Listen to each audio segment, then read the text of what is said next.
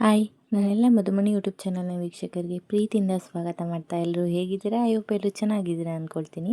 ನಾವಿವತ್ತು ನಮ್ಮ ಮಧು ಊರಿಗೆ ಹೋಗ್ತಾ ಇದ್ವಿ. ಅಲ್ಲಿ ಹಬ್ಬ ಇತ್ತು, ಹಾಗಾಗಿ ಊರ ಕಡೆ ಹೊರಟಿದ್ವಿ. ಹೋಗುವಷ್ಟೊತ್ತಿಗೆ 3 ಗಂಟೆ ಆಗಿತ್ತು. ಆಲ್ರೆಡಿ ದನಗಳನ್ನೆಲ್ಲ ದೇವಸ್ಥಾನದ ಹತ್ರ ತಂದು ಸುಮಾರಷ್ಟು ರೆಡಿ ಮಾಡಿದರು ನಮ್ಮ ಅವರು.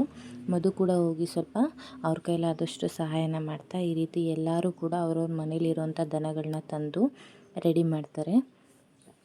ಎಷ್ಟಾಗುತ್ತೋ ಅಷ್ಟು ಇನ್ನೂ ಜೋರಾಗೆ ಮಾಡ್ತಾರೆ. ಈ ಸರ್ತಿ ಸ್ವಲ್ಪ ದನಗಳು ಕೂಡ ಕಡಿಮೆ ಆಗಿದ್ದಾವೆ. ಈಗ ಕಟ್ಟೋರೆ ಕಡಿಮೆ ಅಲ್ವಾ. ದನ ಕರುಗಳನ್ನ ಕಟ್ಟಿ ಮೇಯಿಸಿ ನೋಡ್ಕೊಳ್ಳೋದು ತುಂಬ ಕಷ್ಟ ಅಂತ ಕಟ್ಟೋದೇ ಇಲ್ಲ ಇವತ್ತಿನ ಜನಗಳು. ಎಲ್ಲ ಟ್ಯಾಕ್ಟ್ರಿ ಅಂದರೆ ಮಿಷಿನರಿಗಳ ಮೂಲಕನೇ ವ್ಯವಸಾಯ ಆಗುತ್ತೆ ಅಂತ ಎಲ್ಲ ಮಿಷಿನರಿ ಕಡೆಯೇ ಹೋಗ್ತಾರೆ. ದೇವಸ್ಥಾನದ ಹತ್ರ ಎಲ್ಲ ರೆಡಿ ಮಾಡಿ ಪೂಜೆ ಮಾಡಿ ಆದಮೇಲೆ ಪ್ರಸಾದನ ಮನುಷ್ಯರು ತಿನ್ನೋದಷ್ಟೇ ಅಲ್ಲ, ದನ ಕರುಗಳಿಗೂ ಕೂಡ ಕೊಡ್ತಾರೆ. ಎಲ್ಲರೂ ಕೂಡ ಪ್ರಸಾದನ ತೊಗೊಂಡು ನಾವು ಕೂಡ ಎಲ್ಲ ದನ ಕರುಗಳು ಎಲ್ಲ ರೆಡಿ ಆದಮೇಲೆ ಫೋಟೋಸ್ ತೊಗೊಂಡು ದನ ಕರುಗಳನ್ನು ಊರೊಳಗಡೆ ಕರ್ಕೊಂಡು ಹೋಗ್ತಾರೆ. ಊರಿಂದ ಈ ದೇವಸ್ಥಾನ ಊರಿನ ಮುಂಭಾಗದಲ್ಲಿ ಒಂದು ಅರ್ಧ ಕಿಲೋಮೀಟ್ರಷ್ಟು ದೂರ ಇದೆ. ಹಾಗಾಗಿ ನಾವು ಒಳಗಡೆ ಹೋಗಿ ದೇವರ ದರ್ಶನವನ್ನು ಪಡ್ಕೊಂಡು ಪೂಜೆ ಎಲ್ಲ ಆದಮೇಲೆ ಕೈ ಮುಗಿದು ನನ್ನ ಮಗಳು ಕೂಡ ಅಪ್ಪಾಜಿ ಬಾ ಒಳಗಡೆ ಹೋಗೋಣ ಅಂತಿದ್ಲು. ಒಳಗಡೆ ಎಲ್ಲ ಹೋಗಿ ತೋರಿಸ್ಕೊಂಬಂದ್ವಿ. ನನ್ನ ಮಗಳಿಗೆ ಈ ದೇವಸ್ಥಾನಕ್ಕೆ ಹೋದರೆ ಅಡ್ಬೀಳು ಅಂದರೆ ಅದೊಂಥರ ಖುಷಿ. ಅವಳೇ ಹೋಗಿ ಹೋಗಿ ದೇವ್ರು ಎಲ್ಲಿ ಕಂಡ್ರು ಕೈ ಮುಗಿಯೋದು, ಕುಂಕುಮ ಇಟ್ಕೊಂಡು ಜಾಸ್ತಿ ಕುಂಕುಮ ಇಟ್ಕೊಳ್ಳೋಕೆ ಇಷ್ಟಪಡ್ತಾಳೆ. ನಾವು ದೇವ್ರ ದರ್ಶನ ಎಲ್ಲ ಮುಗಿಸ್ಕೊಂಡು ಊರ ಕಡೆ ಬಂದ್ವಿ.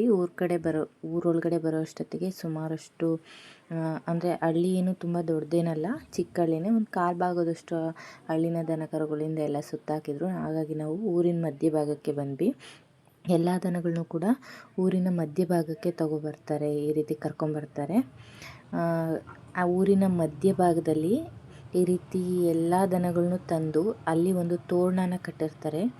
ಕಟ್ಟಿರೋಂಥ ತೋರಣದ ಆ ಕಡೆ ಈ ಕಡೆ ಈ ರೀತಿ ಎಲ್ಲ ನೋಡಿ ಮಧ್ಯಭಾಗದಲ್ಲಿ ಎಲ್ಲ ದನಗಳನ್ನು ನಿಲ್ಲಿಸ್ಕೊಂಡು ತೋರಣ ಕಟ್ಟಿ ಆ ಕಡೆ ಈ ಕಡೆ ಸೈಡ್ಗಳಲ್ಲಿ ಪ್ರತಿ ಮನೆಗಳಿಂದಲೂ ಕೂಡ ಹಬ್ಬಕ್ಕೆ ವೆರೈಟಿಯಾಗಿ ಅಡುಗೆ ಮಾಡಿರ್ತಾರಲ್ವ, ಅದನ್ನೆಲ್ಲನೂ ಕೂಡ ತಂದು ಅಲ್ಲಿ ಬಡಿಸಿ ದುರ್ಗಾದೇವಿ ಪೂಜಾರು ಇವರು ಅವರೇ ಎಲ್ಲ ಪೂಜೆ ಮಾಡಿರೋವಂಥ ಪ್ರಸಾದವನ್ನು ಅಲ್ಲಿರುವಂಥ ದನ ಕರುಗಳಿಗೆ ಕೊಡ್ತಾರೆ.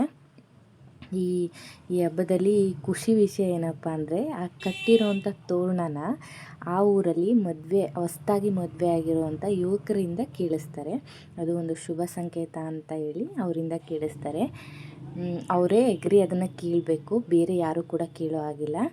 ಕಿತ್ತಿರೋ ಅಂಥ ತೋರಣನ ಪ್ರತಿಯೊಬ್ಬರು ಕೂಡ ಕಿತ್ತಾಡಿಕೊಂಡು ತೊಗೊಂಡೋಗ್ತಾರೆ. ಅಂದರೆ ನಮಗೂ ಬೇಕು ಅಂತ ಆ ತೋರಣನ ಅವ್ರ ಮನೆಗಳಲ್ಲಿ ಅಂದರೆ ಯಾವುದಕ್ಕೆ ಕಳೆಯೋದಿಲ್ಲ, ನೀಟಾಗಿ ಬೆಳೆ ಬೆಳೆದು ಇಟ್ಕೊಂಡಿರ್ತಾರಲ್ಲ ಮನೆಗಳಲ್ಲಿ, ಆ ಜಾಗದಲ್ಲಿ ಅಥವಾ ದೇವ್ರ ಗುಡಿಗಳಲ್ಲಿ ಇಡ್ತಾರಂತೆ. ಉದ್ದೇಶ ಏನಪ್ಪ ಅಂದರೆ ಈ ವರ್ಷ ಮಳೆ ಬೆಳೆ ಎಲ್ಲನೂ ಚೆನ್ನಾಗಾಗಲಿ ಅಂತ. ಈ ಹಬ್ಬನ ನಮ್ಮ ಸೈಡು ಖಾರ ಹಬ್ಬ ಅಂತಾರೆ. ನಿಮ್ಮ ಕಡೆ ಏನಂತಾರೆ ಅಂತ ಕಮೆಂಟ್ ಮಾಡಿ. ಅಲ್ಲಿ ಎಲ್ಲ ಪೂಜೆ ಮುಗಿಸ್ಕೊಂಡು ಊರಿನ ಹಿಂಭಾಗದಲ್ಲಿ ದುರ್ಗಾದೇವಿ ದೇವಸ್ಥಾನ ಇದೆ. ಅಲ್ಲಿಗೆ ಕಿಚ್ಚಾಯಿಸೋಕ್ಕೆ ಅಂತ ಕರ್ಕೊಬರ್ತಾರೆ ಎಲ್ಲ ದನಗಳನ್ನು.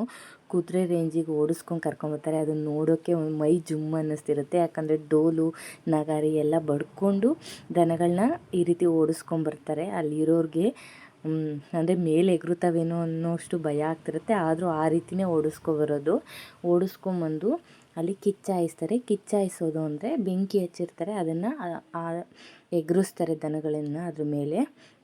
ಈ ರೀತಿ ಎಲ್ಲನೂ ತಂದು ದುರ್ಗಾದೇವಿ ದೇವಸ್ಥಾನದ ಮುಂದೆ ಕಿಚ್ಚಾಯಿಸಿದ ಮೇಲೆ ಈ ರೀತಿ ಸಾಲಾಗಿ ನಿಲ್ಲಿಸ್ತಾರೆ. ಡೋಲ್ ಬಡಿಯೋ ಅಣ್ಣಂದರು ತುಂಬ ಜೋರಾಗಿ ಡೋಲ್ ಬಡಿತಾ ಆ ದನಗಳನ್ನೆಲ್ಲ ಉಚ್ಚೆಬೂಸಿ ಕುಣಿಯುವಷ್ಟು ಚೆನ್ನಾಗಿ ಡೋಲ್ ಬಡಿತಾಯಿದ್ರು. ಒಳಗಡೆ ತಾಯಿ ಅಂದರೆ ದುರ್ಗಾದೇವಿಯನ್ನ ಪೂಜೆಗೆ ರೆಡಿ ಮಾಡಿ ಪೂಜೆನೂ ಮಾಡಿದ್ರು. ನಾವು ಕೂಡ ಒಳಗಡೆ ಹೋಗಿ ಕೈ ಮುಗಿದು ಹೊರಗಡೆ ಬಂದು ಸ್ವಲ್ಪ ವೀಡಿಯೋ ಮಾಡಿಕೊಂಡೆ. ಹಾಗೆಯೇ ನೋಡಿ, ಆ ಡೋಲ್ ಬಡಿಯೋ ಸೌಂಡಿಗೆ ದನ ಎಗರಿ ಕುಣಿತಾ ಇದೆ. ನೋಡೋದಕ್ಕೆ ಆ ಹುಡುಗರೆಲ್ಲ ಫುಲ್ಲು ಖುಷಿಯಾಗಿ ಮಕ್ಕಳೆಲ್ಲ ನಗ್ತಾ ಇದ್ದಾರೆ. ಚೆನ್ನಾಗಿರುತ್ತೆ ಆ ಡೋಲ್ ಸೌಂಡಿಗೆ. ಅಲ್ಲಿ ನಿಂತಿರೋ ಊರಿಂದ ಎಲ್ಲ ಜನಗಳು ಕೂಡ ಅಲ್ಲಿಗೆ ಬಂದು ನೋಡ್ತಾರೆ. ಅದನ್ನು ನೋಡೋದೇ ಒಂದು ಖುಷಿ. ಯಾಕೆಂದರೆ ಇವಾಗೆಲ್ಲ ದನಗಳು ಕಟ್ಟೋದು ಕಡಿಮೆ, ಇಂಥ ಆಚರಣೆಗಳಂತೂ ಪೂರ್ತಿ ಕಡಿಮೆ. ಯಾರೆಲ್ಲ ಯಾವ ಹಳ್ಳಿಗಳಲ್ಲಿ ಈ ಥರ ಮಾಡ್ತಾರೆ ಅಂತ ಕಮೆಂಟ್ ಮಾಡಿ. ಇದೇ ಥರ ಮಾಡಿ ಅಂತ ನಾವು ಕೂಡ ಕೇಳ್ಕೊತೀವಿ. ಯಾಕಂದರೆ ನಮ್ಮ ಆಚರಣೆಗಳನ್ನ ಉಳಿಸ್ಕೋಬೇಕಲ್ವ.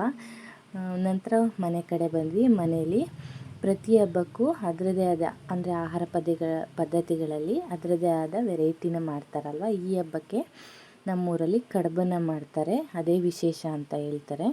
ನಾನು ಬಂದಾಗಂಟು ನಮ್ಮ ಅತ್ತೆ ಆಲ್ಮೋಸ್ಟ್ ಈ ಹಬ್ಬಕ್ಕೆ ಕಡುಬನ್ನೇ ಮಾಡ್ತಾರೆ.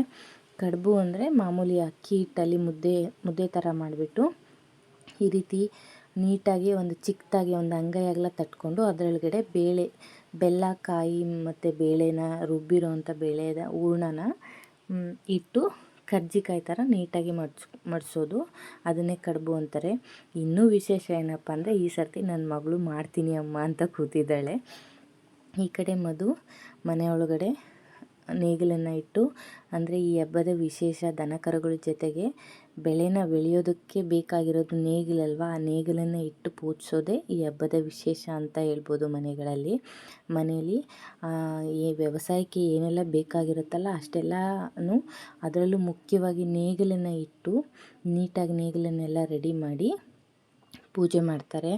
ಪ್ರತಿ ವರ್ಷವೂ ಈ ಹಬ್ಬದಲ್ಲಿ ಇದೇ ಥರನೇ ನಮ್ಮ ಮನೇಲಿ ಮಾಡ್ತಾರೆ.